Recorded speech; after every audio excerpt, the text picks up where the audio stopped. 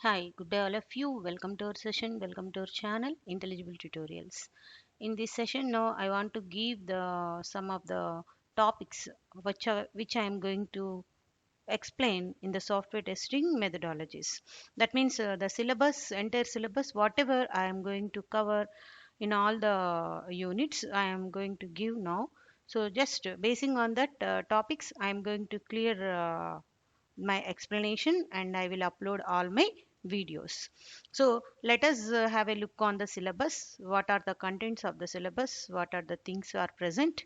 Okay, so the entire syllabus is divided into number of the units, so totally five number of the units. So what are the contents? Just we have a look on that.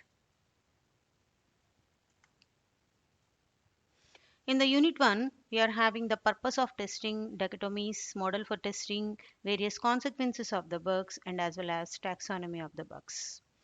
Okay, so these are the contents which are there in the unit number 1.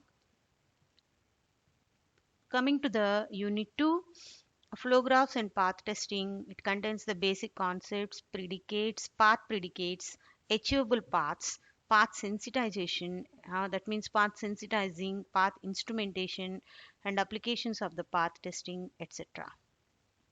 So now unit 2 is again continued.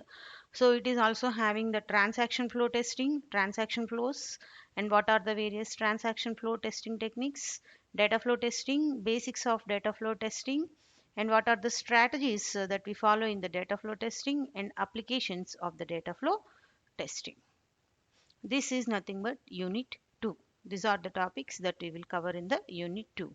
So flow graph path testing and transaction flow testing. Now coming to unit 3. Unit 3, we are having a domain testing. Domain testing contains domains and paths, nice and ugly domains, domain testing, domains and interfaces testing, domains and as well as testability. Now coming to the unit 4, we are having paths, path product and regular expressions, path products and path expression, path reduction procedure, node reduction procedure and applications, regular expressions and flow anomaly detection. Okay, so it also contains the logic based testing, also logic based testing, that is an overview of logic based testing, decision tables, path expressions, kv charts and specifications. Now coming to the unit 5, it contains the state graphs and transition testing. So what are the state graphs? What are the good and bad state graphs? How the state can be tested? What are the testability tips? And graph matrices and applications. For this, what is the motivation for creation of this graph matrices and a motivational overview?